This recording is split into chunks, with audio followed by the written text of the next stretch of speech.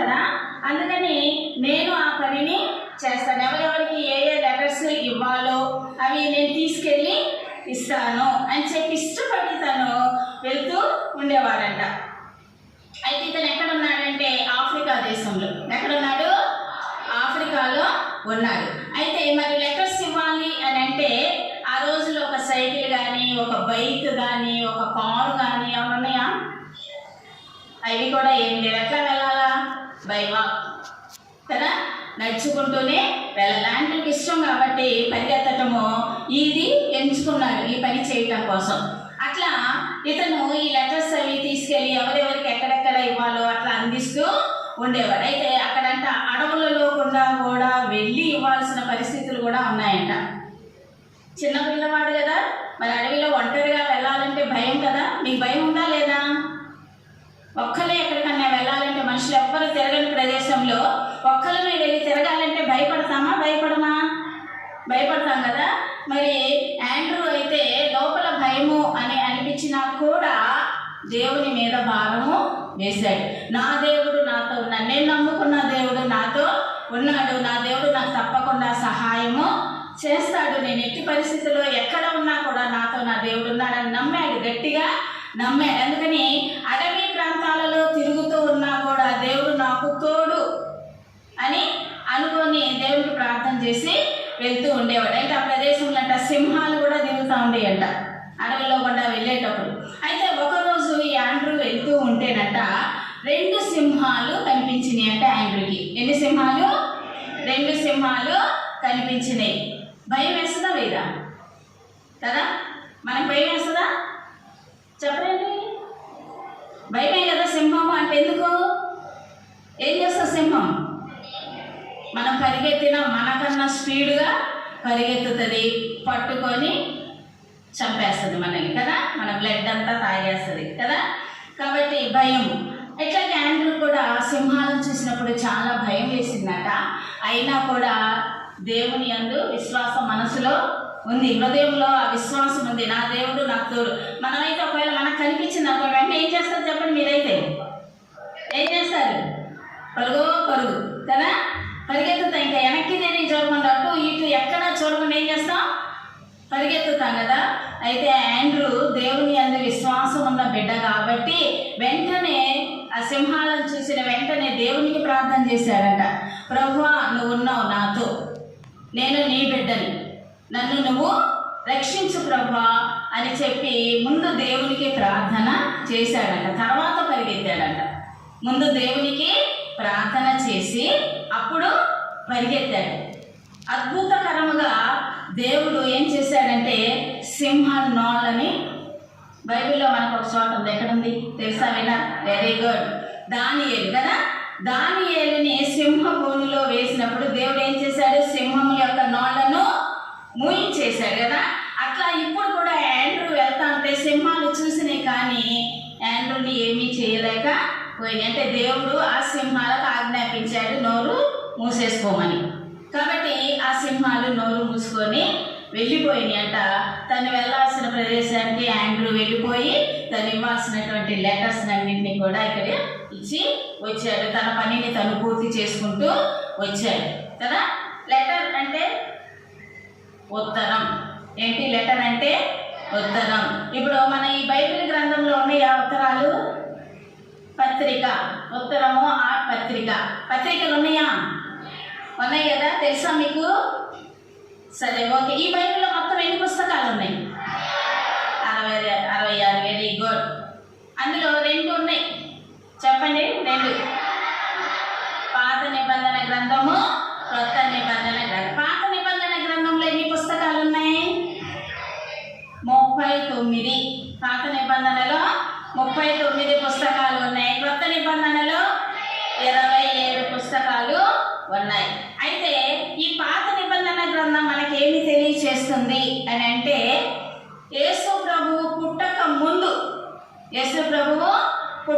ముందు జరిగిన విషయాలన్నింటినీ కూడా పాత నిబంధన గ్రంథము మనకి తెలియచేస్తూ ఉంది.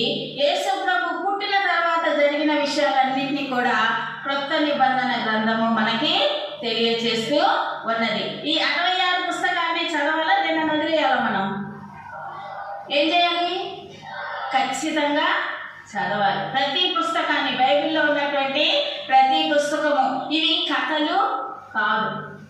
బైబిల్ గ్రంథంలో ఉన్నవి కథలు కాదు. కొంతమంది కాలక్షేపానికి కొన్ని కథల పుస్తకాలు చదువుతూ ఉంటారు కదా, ఇది అట్లాంటి గ్రంథము కాదు. ఇది పరిశుద్ధ గ్రంథం. దీనిని చాలా భయముతో, భక్తితో, జాగ్రత్తగా చదవాలి. ఒక పొల్లైనా తీసేయకూడదు, ఒక పొల్లును కూడా మనము దానిలోకి చేర్చకూడదు. అందుకని మనం చదివేటప్పుడు మత్తు నిద్రలేసి కళ్ళిట్టిట్టు అనుకుంటా అట్లా మనము చదవకూడదు. అట్లా చదివామనుకోండి ఏం చదువుతాం? తప్పులే చదువుతాం కదా. కాబట్టి బైబిల్ గ్రంథాన్ని చదివేటప్పుడు మైండ్ ఏం చేయాలి? ఫ్రెష్ చేసుకొని బైబిల్ని మనము జాగ్రత్తగా, తప్పులు లేకుండా దీనిని మనము చదవాలి. సో ఈ 66 పుస్తకాలని ఈ బైబిల్ గ్రంథంలో మన కోసము దేవుడు రాయించాడు. దేవుడే మన కోసము తన పరిశుద్ధాత్మని ద్వారా దీనిని మన కోసము రాయించాడు. మన జీవితాలని మనము సరిచేసుకోవటానికి దేవుడు దీనిని మన కోసము రాయించాడు. అయితే మనము ఈ VBSలో క్రొత్త నిబంధన గ్రంథంలోని పుస్తకాలను గురించి మనము నేర్చుకుంటాం. ఈ VBSలో ఏం నేర్చుకుంటాం? క్రొత్త నిబంధన గ్రంథంలో ఎన్ని పుస్తకాలు ఉన్నాయి? 20. బాయ్స్ చెప్పట్లా. ఎన్ని పుస్తకాలు? 27 పుస్తకాలు. ఈ 27 పుస్తకాల గురించి మనము ఈ VBSలో నేర్చుకుంటూ వస్తాము. అయితే ఇందులో ఫస్ట్ ఏముందో తెలుసా మీకు? చెప్పాలి. మత్తయి కదా.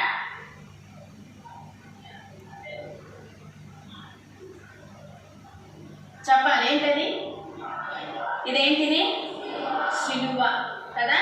సిలువ లేకుండా మనకి బైబిల్ ఏం లేదు కదా. సిలువను బట్టే మన రక్షణ కదా, మన దేవునిలోనికి రావటము, దేవుని మన హృదయంలోని చేర్చుకోవటం అంతా కూడా దేని ద్వారా? మన పాపాలను కడిగి వేసింది కూడా దేవుడు ఈ సిలువలో కాచినటువంటి రక్తము ద్వారానే మన పాపాలను ఆయన కడిగి వేశారు. ఇందులో ఎన్ని కొనలు ఉన్నాయి చెప్పండి? ఎన్నున్నాయి కదా? 1, 2, 3, 4 కదా. ఈ 4 ఏంటి? దేన్ని మనం తెలియచేస్తుంది అని అంటే, సువార్తలు. ఎన్ని బైబిల్లో ఉన్న సువార్తలు కదా? 4 సువార్తలు ఉన్నాయి కదా. ఈ 4 సువార్తలని ఈ 4 కొనలు మనకి తెలియచేస్తూ ఉన్నాయి. మత్తయి సువార్త, తర్వాత మార్కు సువార్త, తర్వాత లూకా సువార్త, తర్వాత యోహాను సువార్త. ఈ సిలువలో ఉన్నటువంటి 4 కొలలు, 4 సువార్తల గురించి మనకు తెలియచేస్తూ ఉన్నాయి. ఈ 4 సువార్తల ద్వారా యేసు ప్రభువుని గురించి మనం చాలా తెలుసుకుంటూ ఉంటాం. ఆయన శిష్యులని గురించి కూడా మనము నేర్చుకుంటూ వస్తాం. ఆ తర్వాత ఏముంది? 4 సువార్తల తర్వాత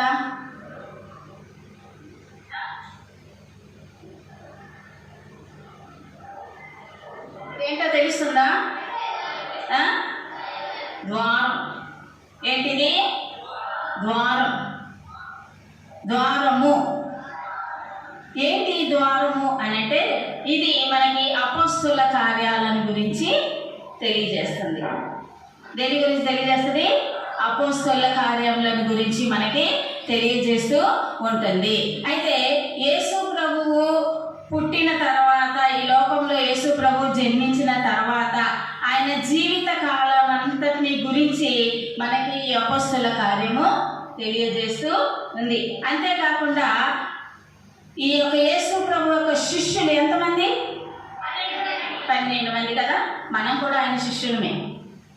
ఆయన జీవించిన కాలంలో ఆయన వెంబడించి ఆయనతోనే ఉన్నటువంటి 12 మంది శిష్యులు యేసు ప్రభువు జన్మించి ఈ లోకంలో 33.5 సంవత్సరాలు అందరితో కలిసి జీవించిన తర్వాత చనిపోయి ఆ తర్వాత ఆరోహణమయ్యి వెళ్ళిపోయారు. ఆయన ఆరోహణం అయిపోయిన తర్వాత ఏం చేశారంటే, ఈ యొక్క శిష్యులు 12 మంది ఏం చేశారు అని అంటే, ఆయన యొక్క రక్షణ సువార్తని ప్రకటిస్తూ వచ్చారు. ఆయన యొక్క రక్షణ సువార్తని ప్రకటిస్తూ వచ్చారు. అయితే వాళ్ళు యూదులకే కాకుండా అన్ని జనులైనటువంటి వాళ్ళందరికీ కూడా దేవుని యొక్క రక్షణ సువార్తని వాళ్ళు శిష్యులు తెలియచేస్తూ వచ్చారు. ద్వారాలు తెరవబడినాయి. దేనికి? సువార్తని ప్రకటించడానికి, రక్షణని ప్రజలందరికీ చేయటానికి ద్వారాలు తెరవబడినాయి అప్పుడు. అందుకని ఈ అపోస్తల కార్యాలకి గుర్తుగా మనము ఈ యొక్క ద్వారాన్ని ఉపయోగించుకుంటూ ఉన్నాము. ఆ తర్వాత ఇంకొక 4 పత్రికలని రాస్తూ వచ్చారు. ఈ పత్రికల నుంచి ఎవరు రాశారు అని అంటే పౌలు, అపోస్తలుడైనటువంటి పౌలు. మనం ఇప్పుడంతా చెప్పుకునేది పౌలును గురించే మనము నేర్చుకున్నాం. పౌలు జీవిత కాలంలో జరిగినటువంటి వివిధ సంఘటనల గురించి, మరి పౌలు మారిన విధానాన్ని గురించి, నిజమైన దేవుణ్ణి ఎట్లా తెలుసుకొని తన హృదయంలోనికి దేవుని ఎట్లా ఆహ్వానించుకున్నాడో, అతను చేసినటువంటి గొప్ప కార్యాలు ఏంటి, ఇవన్నింటిని గురించి మనము ఇప్పుడు నేర్చుకుంటూ వస్తాము ఈ సీజన్లో, అంటే ఈ యొక్క VBS క్లాసుల్లో. అయితే తర్వాత 4 పత్రికలు రాయబడి, ఏం రాయబడి ఐడియా ఉందా మీకు? అపోస్తల కార్యముల తర్వాత రోమా రాయబడింది కదా. ఫస్ట్ ఏం రాశారంట? రోమీలకు రాసిన పత్రిక అని చెప్పుకుంటాం మనం. విన్నారా? వినలేదా? ఆన్సర్ రాట్లా. గట్టిగా చెప్పండి. తిన్నారా? టిఫిన్ చేశారా? అందరు టిఫిన్ చేశారా? మరి వాయిస్ పెంచండి. విన్నారు కదా? రోమీయులకు రాసినటువంటి పత్రికని రాశారు. ఎవరు రాశారు? అపోస్తలుడైనటువంటి పౌలు. అట్లా ఎన్ని పత్రికలు రాశారంటే 4 పత్రికలని రాశారు.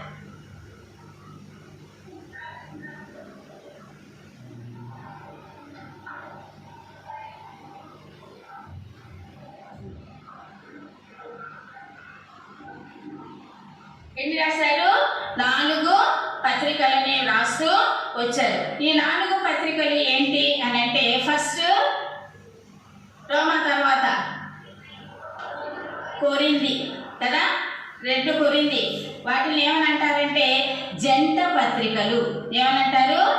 ఎందుకని అన్నారు జంట పత్రికలు అని? చెప్పాలి. జంట అంటే 2, జంట అంటే 2. కొరింథీయులకు రాసిన మొదటి పత్రిక, కొరింథీయులకు రాసిన 2వ పత్రిక కదా. కొరింథీయులకు రాసిన మొదటి పత్రిక, కొరింథీయులకు రాసిన 2వ పత్రిక. ఇది జంట పత్రికలు. ఏంటవి? జంట పత్రికలు. దీనికి ముందు ఏం రాశాడని చెప్పాను? దీనికి ముందు ఏం రాశారు? రోమా పత్రిక. రోమా పత్రిక తర్వాత కొరింథీయులకు రాసిన మొదటి పత్రిక, కొరింథీయులకు రాసిన 2వ పత్రిక రాయబడి ఉన్నాయి. అయితే ఆ దినములలో మరి ఆండ్రూ తిరుగుతూ ఉన్నాడు అని మనం చెప్పుకున్నాం కదా. ఆ రోజులలో ఏ వాహనాలు లేకపోయినప్పటికీ కూడా ఎట్లా వెళ్ళాడు? పరిగెత్తుకుంటా, నడుచుకుంటా కదా. భయంకరమైనటువంటి పరిస్థితులు ఎదురైనప్పటికీ కూడా ధైర్యంతో, దేవుని అందరి విశ్వాసంతో ముందుకు సాగుతూ వెళ్ళాడు అబ్బాయి. అట్లాగే మరి పౌలు జీవించినటువంటి కాలంలో కూడా అనేక రకాల పరిస్థితులు ఎదురవుతూ వచ్చినప్పటికీ కూడా వాళ్ళు కూడా ఏం చేశారంట? దేవుని అందరి విశ్వాసంతో ముందుకే సాగుతూ వచ్చారు. మనం కూడా మరి మన సొంత రక్షకునిగా దేవుని మనం కూడా అంగీకరించినప్పుడు మనకి ఎన్నో శోధనలు వస్తాయి, కష్టాలు వస్తాయి. అయినా కూడా మనం ఎట్లా ఉండాలి? ఇబ్బందులు ఎదురైనా కూడా ఎట్లా ఉండాలి? విశ్వాసంతో ముందుకి సాగాలి. అందుకే ఆండ్రూ కథను మీకు చెప్పింది. అర్థమవుతుందా? విశ్వాసంతో మనము ముందుకి సాగాలి. ఈ విధంగా పౌలు రోమీయులకు రాసిన పత్రిక, తర్వాత జంట పత్రికలు, కొరింథీయులకు రాసినటువంటి మొదటి పత్రిక, 2వ పత్రిక రాశారు. ఆ తర్వాత 4 పత్రికలు చెప్తారా? గలతీయులకు రాసిన పత్రిక, ఎఫెసీయులకు రాసిన పత్రిక, ఫిలిప్పీయులకు రాసిన పత్రిక, తర్వాత కొలస్సీయులకు రాసినటువంటి పత్రిక. ఈ 4 పత్రికలని రాస్తూ వచ్చారు. అయితే ఈ పత్రికలన్నింటినీ కూడా ఎట్లా రాశారో తెలుసా? తన సొంత జ్ఞానము కాదు, తన సొంత తెలివి కాదు, తన సొంత ఆలోచన కాదు. అయితే దేవుడే తన పరిశుద్ధాత్మ ద్వారా ఏం చేశాడు? పౌలు చేత మనకి ఈ పత్రికలన్నింటినీ కూడా రాయిస్తూ వచ్చారు కదా. మనం ఒక్కొక్కసారి ఏం చేస్తాం అంటే, నేను జ్ఞానవంతురాలిని కదా అని మన సొంత జ్ఞానాన్ని ఉపయోగించుకోవటానికి మనము ప్రయత్నము చేస్తాం. కానీ అది లోక జ్ఞానము చెప్పాలి. విన్నారా? ఎప్పుడు వినలేదా వాక్యం? ఈ లోక జ్ఞానము వ్యర్థం, ఈ లోక జ్ఞానము వ్యర్థం. పరలోకం నుండి దేవుడు ఇచ్చేటటువంటి జ్ఞానము ఉత్తమమైనటువంటి జ్ఞానం. ఆ జ్ఞానం కావాలని మనము దేవుణ్ణి అడగాలి. అట్లా పౌలుకి దేవుడు తన జ్ఞానాన్ని ఇచ్చి తన పరిశుద్ధాత్మ నడిపింపు ద్వారా ఈ పత్రికలన్నింటినీ కూడా దేవుడు పౌలు చేత వ్రాయిస్తూ వచ్చాడు. ఇప్పుడు ఈ 4 పత్రికల్ని వ్రాశారు. దేని తర్వాత చెప్పాలి? జంట పత్రిక ఏంటి అక్కడ ఉంది? కొరింథీ కదా. కొరింథీ తర్వాత గలతీయులకు రాసిన పత్రిక, గలతీ తర్వాత ఎఫెసీయులకు రాసినటువంటి పత్రిక, ఆ తర్వాత ఫిలిప్పీయులకు రాసిన పత్రిక, ఆ తర్వాత కొలస్సీయులకు రాసినటువంటి పత్రిక. ఈ పత్రికలని రాశారు. ఎవరు రాశారంటే అపోస్తలుడైనటువంటి పౌలు గారు ఈ పత్రికలని స్వయంగా తానే రాస్తూ వచ్చారు. ఈ పత్రికలు రాసిన తర్వాత ఇంకా 2 జంట పత్రికలు ఉన్నాయి. దీని తర్వాత ఇంకేమున్నాయి అంట? 2 జంట పత్రికలు. ఏంటి అవి 2? వెరీ గుడ్, చాలా ఫాస్ట్గా ఉన్నారు మీరు. నెక్స్ట్ ఏం రాశారు? మొదటి దశలోనికి రాసిన పత్రిక, 2వ దశలోనికి రాసిన పత్రిక. అందుకే 2 ఉన్నాయి కాబట్టి అవి జంట పత్రికలు. ఆ తర్వాత ఇంకో జంట పత్రికలు ఉన్నాయి, చెప్పండి. Very good. తిమోతీయులకు రాసినటువంటి మొదటి పత్రిక, తిమోతీయులకు రాసినటువంటి 2వ పత్రిక రాయబడినాయి. దీని తర్వాత ఇంకా 3 ఉన్నాయి, చెప్పండి. చెప్పాలి. తీతుకు రాసిన పత్రిక, ఫిలెమోనుకు రాసిన పత్రిక, హెబ్రీయులకు రాసినటువంటి పత్రిక. 3 పత్రికలను ఇంకా ఎవరి కోసం రాశారు ఇవన్నీ?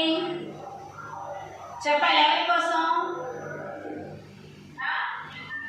ఎవరి కోసం రాశారు? మన కోసం కూడా, మన కోసము కూడా. ఇది ఎవరిది?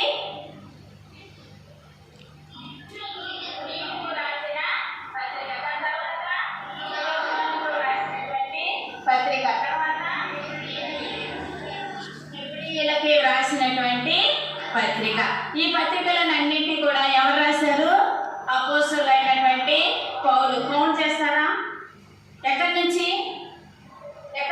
రోమీయులకు రాసిన పత్రిక దగ్గర నుంచి లెక్క పెట్టండి. రోమీయులకు రాసిన పత్రిక నెంబర్ 2, కొరింథీ నెంబర్ 3, 2వ కొరింథీ. కౌంట్ చేయాలి, నెంబర్ చెప్పాలి.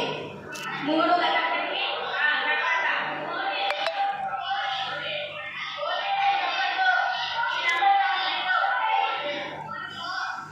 దీని మీద ఉన్న నెంబర్ చెప్పొద్దు. రోమీయులకు రాసిన పత్రిక, కొరింథీలు ఫస్ట్, కొరింథీ సెకండ్, తర్వాత గలతీ, కొలస్సీ, మొదటి దశలోనిక, 2వ దశలోనిక, తర్వాత తీతు,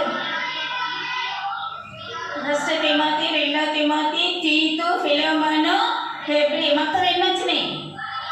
14. మొత్తము 14 పత్రికలని ఎవరు రాశారు? అపోస్తలుడైనటువంటి పౌలు తానే స్వయంగా వీటిని వ్రాస్తూ వచ్చారు. అయితే ఈ పత్రికలని తను స్వయంగా ఎవరి కోసం రాశారు అని అంటే, తనతో పాటు పనిచేస్తున్నటువంటి సహా పరిచారకుల కోసమును పౌలు స్థాపించినటువంటి సంఘాలు ఉన్నాయి. ఇవన్నీ సంఘాలు. గలతీ సంఘం, ఎఫెసీ సంఘం, తర్వాత కొలస్సీ. ఈ సంఘాలన్నీ తను స్థాపించినటువంటి సంఘాల వారికి ఈ పత్రికలని ఎవరు రాస్తూ వచ్చారు? పౌలు రాస్తూ వచ్చారు. అయితే ఎట్లా రాశాడు పౌలు? దేవుని పరిశుద్ధాత్మతోటి వీటిని రాశాడు. దేవుడు స్వయంగా తాను చెప్తూ వచ్చినటువంటి సంగతులని పౌలు రాస్తూ వచ్చాడు. ఈ రోజుల్లో ఉన్నటువంటి మనకి కూడా ఈ పత్రికలు ఎంతో అవసరం. ఈ పత్రికలను అన్నింటినీ కూడా మనం కూడా ఏం చేయాలా? ఏం చేయాలి? చదవాలి. రాసింది ఎందుకు? స్కూల్లో ఏం చేస్తారు? స్కూల్లో ఏం చేస్తారు మీరు? రాసుకుంటారు, ఇంకా చదువుకుంటారు. టీచర్స్ చెప్పిన లెసన్స్ వింటారు, నోట్స్ రాస్తారు. రాసిన నోట్స్ ఏం చేయాలా? చదవాలి. చదవకపోతే ఎగ్జామ్స్ రాయలేరు కదా, పర్ఫెక్ట్గా రాయలేరు. కరెక్ట్గా బాగా చదువుకొని వెళ్ళారనుకోండి, ఎగ్జామ్స్ మంచిగా రాసి చాలా హ్యాపీగా నేను చాలా బాగా రాశాను ఎగ్జామ్స్ అని చెప్తారు. అట్లా మరి స్త్రీలోక సంబంధమైన ఈ చదువు కోసం మనం అంత ప్రయాసపడుతున్నాము. మన కోసము ప్రయాసపడినటువంటి పరిశుద్ధులు రాసినటువంటి ఈ గ్రంథాలన్నింటినీ కూడా మనం ఎట్లా చదవాలి? చాలా భయముతో, భక్తితో వీటిని మనం చదవాలా. చదవటమే కాదు, చదివినటువంటి వాక్యాలన్నింటినీ కూడా ఎక్కడ భద్రపరచుకోవాలా? మన హృదయంలో భద్రపరచుకోవటమే కాదు, ఇంకా ఏం చేయాలి? వాటిని మనము అనుసరించాలి. ఏం చేయాలా? మనం అనుసరించాలి. ఎవరికన్నా ఏదన్నా మనం చెప్పామంటే ముందు మనం అనుసరించి ఎదుటి వ్యక్తికి మనము చెప్పాలి. ఇట్లా ఉండండి, అట్లా ఉండండి అని మనం చెప్తుంటే మనం దాన్ని అనుసరించినప్పుడు వాళ్ళు ఏమనుకుంటారు? నువ్వు అనుసరిస్తున్నావా, నాకు చెప్తున్నావు అంటారు కదా. కాబట్టి ముందు మనం ఏం చేయాలి? మన హృదయంలో భద్రపరచుకోవటమే కాకుండా మనం ఏం చేయాలి? వాటిని, ఆ వాక్యాలన్నింటినీ మన జీవితంలో మనము అనుసరిస్తూ రావాలి. అర్థమైందా? అట్లా ఈ 14 పత్రికలని తన సహపరిచారకుల కోసమును తాను స్థాపించినటువంటి సంఘముల కొరకు పౌలు భక్తుడు ఈ యొక్క 14 పత్రికలని వ్రాస్తూ వచ్చాడు. తానే స్వయంగా దేవుడు ఇచ్చినటువంటి పరిశుద్ధాత్మ నడిపింపుతో వీటన్నిటిని కూడా రాస్తూ వచ్చాడు. ఇవి కాకుండా ఇంకా ఉన్నాయి పత్రికలు. అయితే వాటిని పౌలు రాయలేదు, కానీ వేరే వాళ్ళు వీటిని వ్రాస్తూ వచ్చారు. ఏంటో తెలుసా మీకు? పౌలు రాయలేదు, కానీ వేరే వాళ్ళు రాశారు. అవి మన క్రొత్త నిబంధనలో ఉన్నాయి, మనం చదువుతూనే ఉంటాము. నెక్స్ట్ చెప్పాలా? యాకోబు రాసినటువంటి పత్రిక. ఎవరు? యాకోబు రాసినటువంటి పత్రిక. తర్వాత మొదటి పేతురు పత్రిక, రెండవ పేతురు పత్రిక. ఇవి కూడా జంట పత్రికలు. వీటిని ఎవరు రాశారు? పేతురు మొదటి పత్రిక, పేతురు రెండవ పత్రిక. ఆ తర్వాత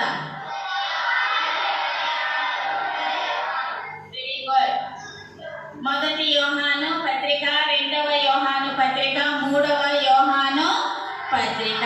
వీటిని ఎవరు రాశారు? యోహాన్. ఎవరు రాశారు? యోహాను వీటిని రాస్తూ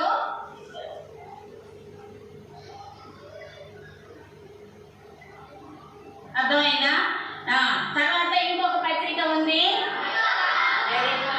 దీని తర్వాత యూద. అయితే ఆ రోజుల్లో ఇవన్నీ వ్రాయటానికి మనకులాగా మంచి మంచి నోట్బుక్స్, మంచి మంచి పెన్నులు అట్లాంటివన్నీ ఆ రోజుల్లో ఉన్నాయా? లేవు కదా. అప్పుడు వాళ్ళు ఎట్లా రాశారో తెలుసా మీకు? సొట్టల మీద రాశారు. అర్థమైందా? అవి ఎట్లా రాయండి? ఇదిగో చూడండి.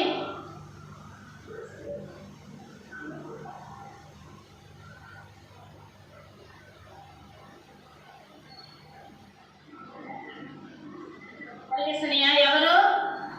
ఆ రోజులు, ఈ రోజులు అయితే మన చేతుల్లో ఏముంటున్నాయి? సెల్. ఎక్కడికి వెళ్ళినా మనతో పాటు ఏముంటుంది? సెల్. ఎక్కడ ఏ ఫోటో దిగాలన్నా, ఏ ప్లేస్కి వెళ్ళినా, ఏ పని చేస్తున్నా మనం ఏం చేస్తాం? ముందు సెల్ లేకపోతే లైఫ్ లేదు అన్నట్టుగా అయిపోయింది ఈ రోజుల్లో మన జీవితాలు కదా. సెల్ తోటే పొద్దున్నే లేస్తూనే సెల్, రాత్రి పడుకొని కూడా సెల్ కదా. ఎక్కడ ఏ పోజులో, ఎక్కడ ఎట్లా, ఏ ప్రదేశంలో ఎట్లా దిగాలనుకుంటే ఫోటోలని అట్లా మనము దిగుతున్నాం. కానీ ఆ రోజుల్లో మరి పౌలు ఎట్లా ఉన్నాడు మనకు తెలుసా? ఆ రోజుల్లో ఉన్నాయి ఎట్లా సెల్లులు, కెమెరాలు అవి ఉన్నాయి. ఆ ఫోటోలు తీయడానికి వాళ్ళని ఇట్లా ఉన్నారు అని చెప్పడానికి లేవు. కానీ ఊహించి పౌలు ఇట్లా ఉన్నాడు అని చెప్పి ఏం చేస్తున్నారు పౌలు అక్కడ? ఏం రాస్తున్నారు? ఈ పత్రికలని రాస్తూ ఉన్నాడు. ఆ రోజుల్లో గ్రంథపు చుట్టలో వాటిని వ్రాస్తూ పుట్టలో తను రాసినట్లుగా ఏం చేసేవాడంట పౌలు అందులో భద్రపరుచుకుంటూ వచ్చేవాడంట. అట్లా మన కోసము దేవుడు ఏం చేశాడు, తన భక్తుల ద్వారా ఈ పత్రికలన్నింటినీ కూడా వ్రాయిస్తూ వచ్చాయి. ఈ రోజుల్లో కూడా మనం చక్కగా ఏం చేస్తున్నాము, అప్పుడు రాసిన వాటిని ఈ రోజుల్లో కూడా మనం ఏం చేస్తున్నాము, చక్కగా చదువుకుంటూ ఉన్నాము. చాలా విషయాలని మనము నేర్చుకుంటూ ఉన్నాము ఈ యొక్క గ్రంథంలో.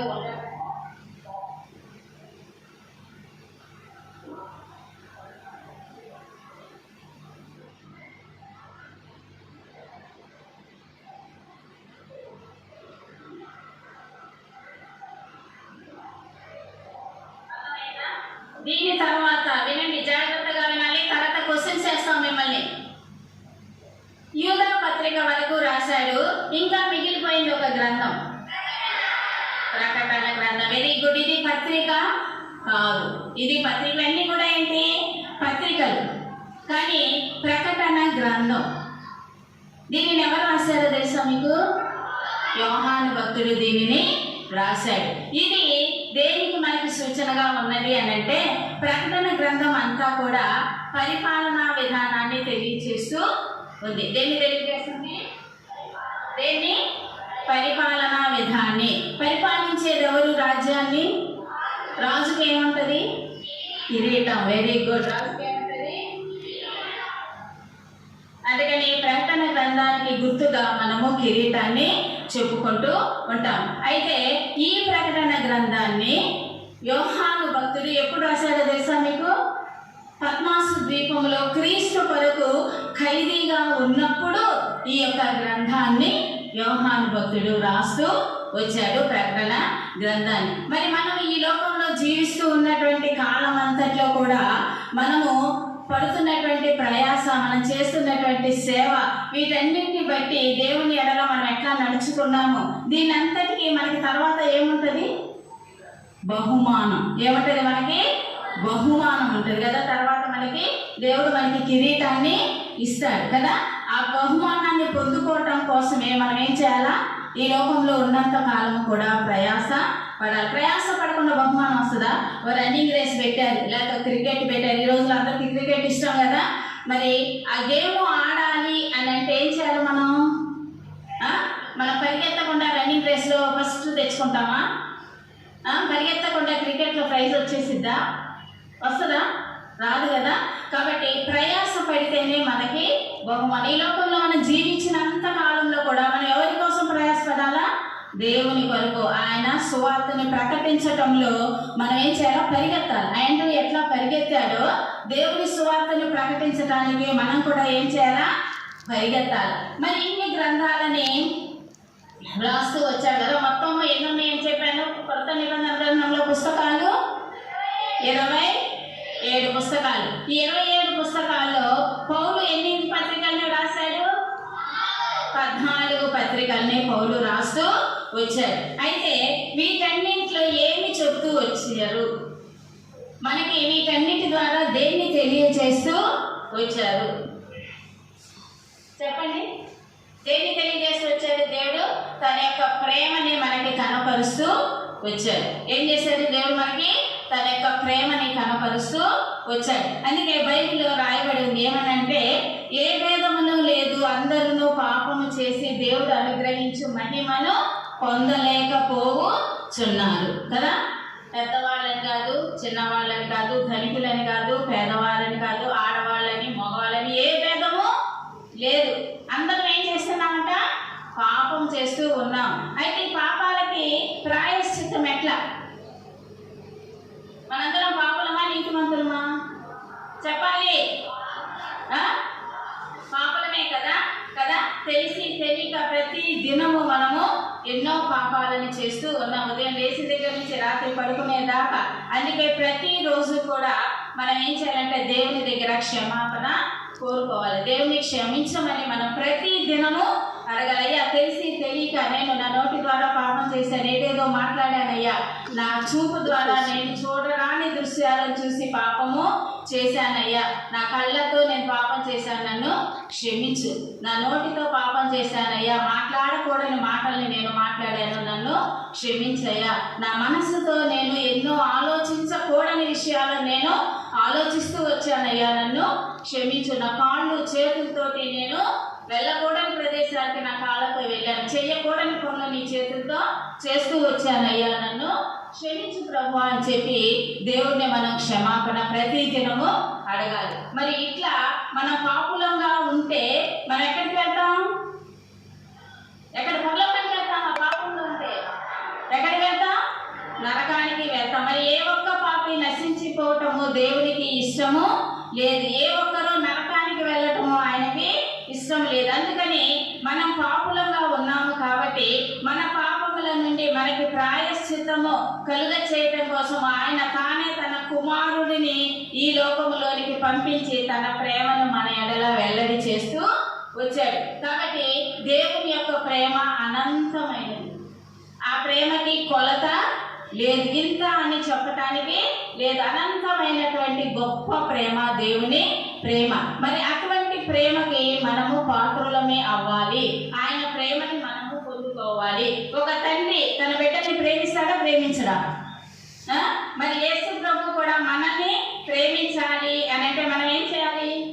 ఆయన బిడ్డలో మనం అవ్వాలి అంటే మనం ఏం చేయాలా? యేసు ప్రభువుని మన సొంత రక్షకునిగా మనము స్వీకరించాలి. మన హృదయంలోనికి ఆయన రావాలి అంటే మన హృదయం ఎట్లా ఉండాలా? కలుషితంగా ఉంటే వస్తాడా? మన హృదయంలో పాపం పెట్టుకొని అయ్యా నా హృదయంలోకి రాయేసయ్యా అంటే వస్తాడా? రాడు. పాపము అంటే దేవునికి అసహ్యము. పాపం ఉన్న దగ్గర మన దేవుడు ఉండడు. పాపమునకు దూరుడు ఆయన, పాపరహితుడు. ఆయనలో ఏ పాపము లేదు. కాబట్టి మనము కూడా అట్లా పాపరహితులంగా ఉండాలి. పాపానికి మనం కూడా దూరంగా ఉండాలి అని చెప్పి దేవుడు ఏం చేశాడు? మన కోసం ఏం చేశాడు? ఆయన ఏం చేశాడు? శిలువ మీద తన ప్రాణాన్ని అర్పించాడు మన పాపాలని మనకి దూరం చేయటం కోసం. మరి మన పాపాలు ఎట్లా దూరం అవుతాయి? యేసు ప్రభు శిలువలో ఏం చేశాడు? తన రక్తాన్ని కార్చాడు. ఏం చేశాడు? తన రక్తాన్ని కార్చాడు. ఆ రక్తంలో మన పాపాలని మనము కడుక్కోవాలి. ఆ రక్తంలో మన పాపాలని మనము కడుక్కోవాలి. ఒక గిన్నె శుభ్రం చేయాలి అంటే ఏం చేస్తాం చెప్పండి? ఏం చేస్తాం? సోప్తో రుద్దుతాం, తర్వాత వాటర్లో పోసి వాటర్లో దాన్ని శుభ్రము చేసుకుంటాం కదా. మరి మన హృదయం కూడా మనం ఏం చేయాలా? ఆయన రక్తంతో కడుక్కోవాలి. అప్పుడే ఆయన మన హృదయంలోనికి వస్తాడు. పాపములంతటినీ మన హృదయంలో ఉంచుకొని ప్రభా రాయ రాయ రాయ నా హృదయంలో రాయ అని మనం పదే పదే పదే పదే గోజాడినా కూడా పాపం దగ్గరికి ఆయన రాడు. మరి పాపం ఎట్లా బయటకు వచ్చేస్తుంది? ఎట్లా శుభ్రం అవుతుంది మన హృదయం? చెప్పండి, ఎట్లా శుభ్రం అవుతుంది మన హృదయం? పాపంలో పాపాన్ని తీసివేసుకోవాలి, రక్తంతో కడుక్కోవాలని చెప్పాం కదా. మరి ఎట్లా కడుక్కోవాలంటే దేవుని దగ్గర ఆయన పాదాల దగ్గరకు వచ్చి పశ్చాత్తాపపడి మన పాపములని మనము క్షమించమని దేవుణ్ణి అడగాలి. కన్నీటితో. అర్థమైందా? ఎప్పుడైతే యేసు ప్రభుని మన హృదయంలోనికి ఆహ్వానించుకుంటామో అప్పుడు మనం ఆయన బిడ్డలను అవుతాము. బిడ్డలు ఎవరి దగ్గర ఉంటారు? తండ్రి దగ్గర ఉంటారు. అప్పుడు ఆ పరలోకపు తండ్రి యొక్క బిడ్డలం కాబట్టి మనం ఎవరి దగ్గర ఉంటాము? పరలోకపు తండ్రి దగ్గర మనము ఉంటాము. ఆయన ప్రక్కన మనము ఉంటాము. మరి అటువంటి భాగ్యము మనకు అవసరమా లేదా? మీరు ఇష్టపడుతున్నారా? దానికి మీరు ఇష్టపడుతున్నారా? అయ్యా నీ బిడ్డగా నేను ఉంటానయ్యా, నా పాపాలని క్షమించయ్యా, నేను ఇష్టపడుతున్నానయ్యా నీ బిడ్డగా ఉండటానికి, నా పాపాలన్నింటినీ నువ్వు క్షమించి నన్ను నీ బిడ్డగా చేసుకోయ్యా అని చెప్పి దేవుని మనం అడిగినప్పుడు ఆయన తప్పకుండా ఆయన సిద్ధంగా ఉన్నాడు. ఆయన ఎప్పుడూ కూడా సిద్ధంగా ఉన్నాడు. పరలోకం నుండి ఆయన చూస్తూ ఉన్నాడు. ఏ బిడ్డ మోకరించి తన పాపాలని ఒప్పుకొని నా హృదయంలోకి రాయ్యా అని ఎప్పుడు నన్ను ఆహ్వానిస్తుందా అని దేవుడు ఎదురు చూస్తూ ఉన్నాడు. ఈ లోకంలో ఒక్క పాపి రక్షింపబడితే పరలోకంలో ఎవరు సంతోషిస్తారంట? యేసయ్య ఒక్కడేనా? ఇంకెవరు సంతోషిస్తారు? అక్కడ ఎవరున్నారు? ఇంకా దేవదూతలు ఉన్నారు. మరి ఆ పరలోకంలో దేవదూతలు ప్రతిరోజు కూడా పరిశుద్ధుడు పరిశుద్ధుడు పరిశుద్ధుడు అని దేవుని స్తుతిస్తూ ఉంటారు. ప్రతి క్షణము దేవుని స్తుతించటమే వాళ్ళ పనికి, వేరే పనులు ఏమి ఉండవు వాళ్ళకి. స్తుతిస్తూ ఉంటారు. మరి అంత గొప్ప స్తుతులని అంగీకరించేటటువంటి ఆయన దాన్ని వదిలిపెట్టి మన కోసము ఈ లోకానికి వచ్చారు. మామూలుగా దేవుడిలాగా వస్తే ఎవరు గుర్తుపట్టరని మానవునిగా ఈ లోకంలోనికి మన చిన్న పిల్లలు, మన పుట్టిన పిల్లలు ఎట్లా ఉంటారు అట్లా ఈ మరియా గర్భంలో ఆయన జన్మించాడు. మనం నమ్మటం కోసమని మనతో కలిసి ఆయన జీవించినప్పుడు ఆయన చేసిన అద్భుత కార్యాలను చూసి ఈయనే నిజమైనటువంటి దేవుడు అని నమ్ముతారు అని చెప్పి ఆయన పుట్టడానికి కూడా స్థలం ఉందా? జన్మించడానికి స్థలం లేక ఎక్కడ జన్మించాడు కదా? పశువుల పాక సుగంధాలతో నిండి ఉంటుందా? మంచి వాసన వస్తుందా కదా? కదా, చాలా దుర్గంధం పశువుల పాకలో. కానీ అట్లాంటి కంపు కొట్టే ప్రదేశంలో జన్మించడానికి ఆయన ఇష్టపడ్డాడు. ఎవరి కోసం? మన కోసం.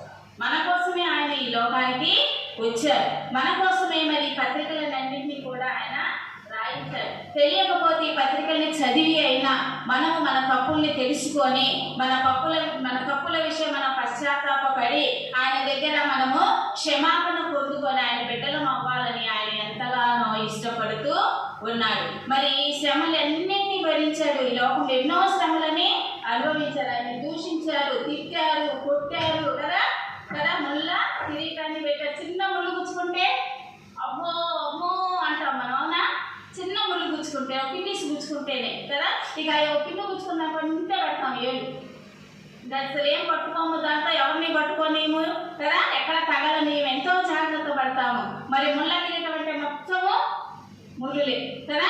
దాన్ని ఇట్లా గుచ్చుతుంటే ఒక్కసారి ఊహించండి ఎంత భయంకరమైనటువంటి బాధని మన కోసము యేసయ్య భరించాడు. వాటన్నిటినీ కూడా ఆయనకు అవసరమా?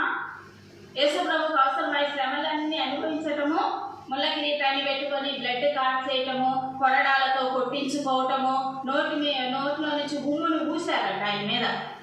ఎవరైనా చీ అని మనల్ని అంటే మనం ఎంత బాధపడతాము? ఆలోచించండి, ఒక్కసారి ఆలోచించండి. ఎవరైనా మనల్ని చీ అని ఏదైనా ఎవరన్నా మనల్ని అన్నింటే దూషిస్తే మనం ఎంతో బాధపడతాం. ఏంటి అట్లా అన్నదేంటి? కొంతమంది రోషం వచ్చి పోట్లాడతారు, కొంతమంది వాళ్ళలో వాళ్ళే బాధపడుతుంటారు. ఎందుకు ఇట్లా అన్నాను, నన్ను ఎందుకు ఇట్లా అన్నాను, చీ అన్నారేంటి, నేను అట్లా అసహ్యమైన దానినా, నన్ను ఎందుకు అంత అసహ్యమైన చూపు నా వైపు చూస్తున్నారని ఎంతో బాధపడతాం కదా. మరి మానవులమైన మనమే ఎంత పడితే ఆ పరలోకాన్ని విడిచిపెట్టి వచ్చిన దేవాదేవుని మొహం మీద ఉమ్ము వేస్తే ఆయన ఇంకెంత బాధపడి ఉంటాడు ఆలోచించండి. కానీ వీటన్నిటిని ఎవరి కోసం సహించాడు? మన కోసం. ఎవరి కోసం సహించాడు? వీటన్నిటిని మన కోసము ఆయన సహిస్తూ వచ్చాడు. మనము ఈ పాపంలో ఉండిపోకుండా దేవుని యొక్క బిడ్డలంగా మనం అవ్వాలి అని చెప్పి ఈ పాపం నుంచి మనకి విడుదల కలిగించటం కోసము శిలువలో తన ప్రాణాన్ని అర్పించినటువంటి గొప్పది. ఎట్లాంటి గొప్ప దేవుడు ఎవరైనా ఉంటారా? విన్నారా మీరు? పోనీ విన్నారా? యేసు ప్రభు కాకుండా ఇంకొకరు ఎవరైనా మన పాపాల కోసము తన ప్రాణాన్ని అర్పించారు అని విన్నారా ఎక్కడన్నా? ఎక్కడా లేదు. మరి అంత గొప్ప దేవాదేవుని మనం మన హృదయంలోకి ఆహ్వానిద్దామా వద్దా? ఆహ్వానిద్దామా వద్దా? ఇట్లాగే మీకులాగే ఒక అబ్బాయి, చిన్న అబ్బాయి అంట, 4 years ఏనంట. ఎంత ఏజీ? 4 years. అతను ఎక్కడ ఉంటాడో తెలుసా? రాజభవనం. రాజభవనం అంటే ఎవరుంటారు రాజభవనంలో? రాజు కదా. వాళ్ళకి ధనికులు, పేదవాళ్ళు ఉంటారు అక్కడ రాజభవనంలో, ధనికులు కదా. అంత ధనికుడు అయినప్పటికీ కూడా, అంత చిన్న వయసు 4 years అయినప్పటికీ కూడా అంట ఆ పిల్లవాడంట చిన్నప్పటి నుంచి కూడా వాళ్ళ అమ్మ వాళ్ళ అవ్వ అంట నేర్పించేవాళ్ళంట. ఏంటి? యేసు ప్రభుని గురించి. యేసు ప్రభు మన కోసము ఇన్ని శ్రమలను అనుభవించాడు, మన కోసం ఈ లోకానికి వచ్చాడు, మన పాపాలను ఆయన పరిహరిస్తున్నాడు. మనం మన నోటితో మన పాపాలని ఒప్పుకుంటే ఆయన మన పాపాలని క్షమించేటటువంటి గొప్ప దేవుడు. చిన్నప్పటి నుంచి కూడా వాళ్ళ అమ్మ వాళ్ళ అవ్వ చెప్తా వచ్చేవాళ్ళంట. ఆ కథలన్నీ కూడా విని అంట ఈ అబ్బాయి అంట ఒకరోజు ఏం చేశాడంటే తన గదిలోకి వెళ్ళి తలుపేసుకొని అంట ఒక లెటర్ రాశాడంట. ఏం రాశాడు? ఒక లెటర్. ఏమని రాశాడంటే, దేవా నన్ను క్షమించు. మా అమ్మ వాళ్ళు చెప్పారు, నువ్వు మమ్మల్ని క్షమించటానికి, మా పాపాల నుంచి మాకు విడుదలను ఇవ్వటానికే ఈ లోకానికి వచ్చావు అని చెప్పారయ్యా. నేను నమ్ముతున్నానయ్యా ఆ మాటల్ని. నా పాపాలని కూడా నువ్వు క్షమించయ్యా. నీ బిడ్డగా నన్ను చేసుకొని నీతోనే ఉంటానయ్యా. నన్ను నువ్వు రక్షించు ప్రభువా, నీ రాజ్యానికి నన్ను కూడా గుర్తు చేసుకొని నన్ను కూడా వారసునిగా నువ్వు చేసుకోయ్యా, ఈ చిన్న బిడ్డను నువ్వు క్షమించయ్యా అని ఒక లెటర్ రాశాడంట. గదిలోకి వెళ్ళి లెటర్ రాసి ఆ లెటర్ని అంట ఒక కవర్లో పెట్టి అంటించేసి కిటికీలో నుంచి క్రిందకి వేశాడంట. కిటికీలో నుంచి క్రిందకి వేశాడంట. క్రిందకి వేస్తే ఏమవుతుంది, అది ఎటో ఒకటి ఎటు గాలి వస్తే అటువైపుకి వెళ్ళిపోతుంది కదా. ఆ పిల్లోడికి తెలుసు అంట అది ఎటో అటు వెళ్ళిపోతుంది అని. అయినా కూడా నా దేవుడు నన్ను క్షమిస్తాడు, నా దేవుడు నన్ను క్షమిస్తాడు అనేటటువంటి నమ్మకంతో ఆ అబ్బాయి ఆ లెటర్ని అట్లా రాశాడంట. మరి మనం కూడా ఇన్ని సంవత్సరాలుగా VBSకి వస్తున్నాము, వెళ్తున్నాము, వెళ్ళిపోతూ ఉన్నాము. మరి మనలో మార్పు ఏమన్నా వచ్చిందా? ఇన్ని రకాల కథలను మనం వింటున్నాం. డైలీ మెయిన్ లెసన్ వింటున్నాము, క్లోజింగ్ లెసన్ వింటున్నాం. 10 రోజులు కూడా ఏమన్నా మార్పు మనలో కనిపిస్తుందా? దేవుణ్ణి మనం మన సొంత రక్షకుడిగా అంగీకరించడానికి మన మనసును మనం సిద్ధము చేసుకుంటున్నామా లేదా? ఒక్కసారి ఆలోచించుకోండి.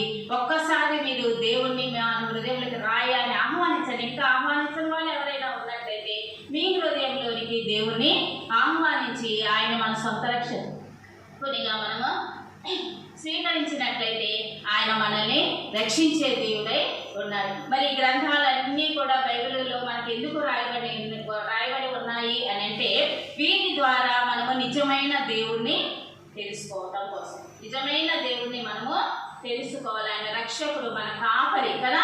కాబట్టి ఆయన్ని రక్షించేటటువంటి ఆ దేవుణ్ణి మనం ఏం చేయాలా? మన సొంత రక్షకునిగా అంగీకరించాలి. ఎవరన్నా మీరు సిద్ధపడ్డారా? ఈ VBSలో నేను దేవుణ్ణి నా సొంత రక్షకునిగా అంగీకరించాలి అని మనసులో తీర్మానం చేసుకొని వచ్చిన వాళ్ళు ఉన్నారా? మీలో ఉన్నారా? ప్రస్తుతానికి ఇంకా ఒకవేళ మీరు అట్లా సిద్ధపడకపోయినట్లయితే ఈ 10 రోజుల్లో మీరు దేవుని వాక్యం వినటం ద్వారా నిజమైన దేవుని నువ్వేనయ్యా అనే ఒక తీర్మానానికి రావటానికి సిద్ధపడండి. ఓకేనా? చేస్తారా అలాగా? పౌలు ఇంత కష్టపడి ఈ పత్రికలన్నీ రాసింది వ్యర్థంగా పడేసుకోవటానికి కాదు, మనందరి కోసం. ఆ వాక్యాలన్నింటినీ మనము చదివి వాటి ప్రకారంగా మనము ప్రతి దినము కూడా జీవిస్తూ ఉండాలి. ఈరోజు కంటత వాక్యం చూడండి.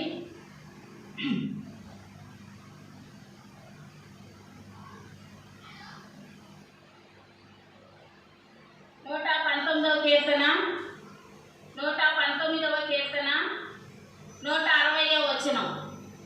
119వ కీర్తన, 160వ వచనము చూడండి. నేను చెప్తా, నాతో పాటు చెప్పండి మీరు కూడా. నీ వాక్య సారాంశము సత్యము. వినబడట్లేదు. నీ వాక్య సారాంశము సత్యము. నీ వాక్య సారాంశము సత్యము. మరి ఈ పత్రికలలో బైబిల్ గ్రంథం మొత్తంలో రాయబడినటువంటి వాక్యాలన్నీ కూడా ఏంటంట? సత్యం, అబద్ధాలు కాదవి, నిజ సంఘటనలు. కాబట్టి వీటన్నిటిని కూడా మనము నమ్మాలి. ఇంకోటి కూడా ఉంది చూడండి, లూకా రాసిన సువార్త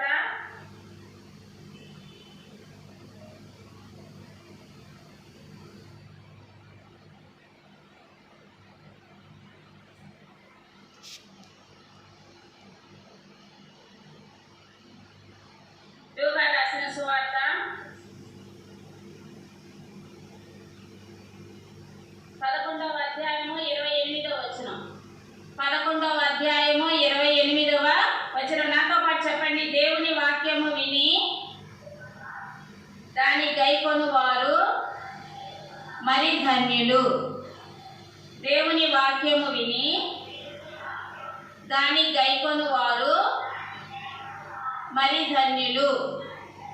మరి ఇట్లా వాక్యాలని వినటమే కాదు, ఏం చేయాలంటే ఆ వాక్యాన్ని గైకొనాలి. ఆ వాక్యాన్ని మనము మన జీవితానికి అన్వయించుకొని వాక్యానుసారంగా మనము జీవిస్తే మనం ఏమవుతాము?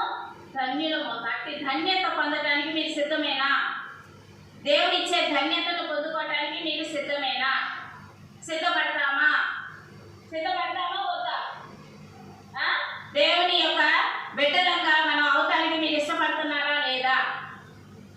ఇష్టపడతామండి, దేవుణ్ణి మన సొంత రక్షకునిగా అంగీకరిస్తామండి అన్న వాళ్ళు మోకరించండి. దేవుని మా సొంత రక్షకునిగా అంగీకరించడానికి మేము సిద్ధపడుతున్నామండి అన్న వాళ్ళు మోకరించండి.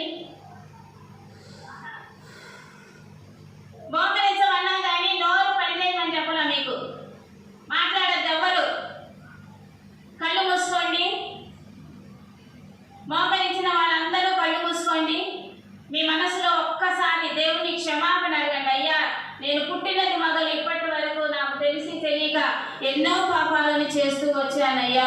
నన్ను క్షమించు ప్రభా. ఈ వాక్యం ద్వారా మీరు నన్ను హెచ్చరించారని నమ్ముతున్నానయ్యా.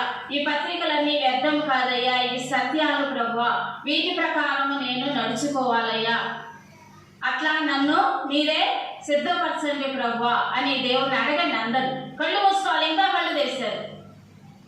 అందరూ కళ్ళు మూసుకోవాలి. ఎవరు కళ్ళు తెరిచి కనిపించకూడదు. కళ్ళు మూసుకొని దేవుని మీ హృదయంలోనికి ఆహ్వానించుకోండి. ప్రభా, నా రోత హృదయాన్ని మీరు కడగండి అయ్యా. నీ రక్తంతో శుద్ధి చేయ్యా నా హృదయాన్ని. పాపం ఉన్న దగ్గర నువ్వు ఉండనన్నావు కదా ప్రభా. నా హృదయం అంతా పాపంతో నిండిపోయి ఉందయ్యా. నా పాపాన్ని క్షమించు ప్రభా. నీ రక్తంతో నా పాపాన్ని కడిగేయ్యా. పరిశుద్ధ హృదయాన్ని నాకు ఇవ్వయ్యా. నా హృదయంలోనికి నేను ఆహ్వానిస్తున్నాను ప్రభా. నా హృదయంలోకి రండి అయ్యా. అయ్యా, నేను సొంత రక్షకునిగా అంగీకరిస్తాను ప్రభా. నీ బిడ్డగా నన్ను చేసుకో ప్రభా. అడగండి, అడగాలి. మీ హృదయంలో దేవుడిని అడగాలి. అడిగితేనే దేవుడు మనల్ని క్షమిస్తాడు. మన నోరు మూసుకొని ఉంటే దేవుడు మన పాపాలని క్షమించడు. మన ప్రతి చిన్న పెద్ద పాపము తేడా లేదు. చిన్న పాపమైనా పాపమే, పెద్ద పాపమైనా పాపమే. మరి ఆ పాపాన్ని మన హృదయం నుంచి తీసేసుకుంటేనే దేవుడు మన హృదయంలోనికి రావటానికి ఆయన సిద్ధంగా ఉన్నారు. ఆయన మనం పిలుచుకుంటేనే ఆయన మన హృదయంలోనికి వస్తారు. అట్లా సిద్ధపడండి అందరూ కూడా. వాళ్ళు మూసుకోండి అందరూ. మన మధ్య ఎవరు నెరేసు ప్రభు చూస్తూ ఉన్నారు. ఎవరు అడుగుతున్నారా, ఎవరు అడగటం కోరుకుంటారు. మన వరకు ఆంటీ గారు పద్మ భాగ్యం సిస్టర్ వచ్చి ప్రార్థన చేస్తారు.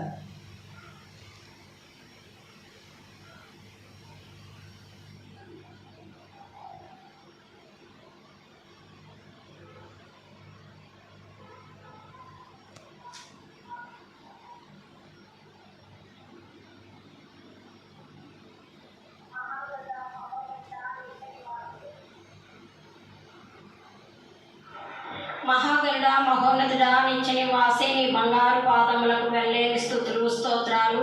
స్తుతికి పాత్రుడా, స్తోత్రార్హుడా, ఎన్ని మార్లు స్తుతించిన ఆరోగ్యస్తులము, అల్పులము, అయోగ్యమైన మమ్మలను నీ కృపలో జ్ఞాపకం చేసుకొని మరొక నూతన దినాన్ని మాకు దయా కిరీటంగా ఇచ్చినందుకు వందనాలు ప్రభా. ఈ నూతన దినంలో ప్రభా నీ పిలిబిడ్డలను తోడుకొని వచ్చినందుకు వందనాలు. ఈ 24వ సంవత్సరంలోనైనా ప్రభా మరి యొక్క VBS క్లాసును మాకు ఇచ్చినందుకు వందనాలు. ఈ విరామ బైబిల్ పాఠశాలలో మొదటి దినమునైనా మరి బిడ్డలు విన్న పాటలు వాక్యం ద్వారా వాటిని వారి హృదయాల్లో బదిలపరుచుకొని నూరంతలుగా ఫలింపులోకి తీసుకుని రండి. బాలుర యొక్కయు చంటి బిడ్డల యొక్కయు స్థుతులపై ఆశీనుడైన గొప్ప దేవా నీకు వందనాలు. బాల్య దినములందే సృష్టికర్తను స్మరణకు తెచ్చుకునే వారిగా వారిని చేయండి. అదేలాగా యవనస్తులైన బిడ్డలు విన్న వాక్యం ద్వారా వారి నడవడికను మార్చుకొని అయా తండ్రి నీ యొక్క సువార్తను మరి విని అయా మారు మనసు పొంది రక్షించబట్టుకు సహాయం దయచేయండి.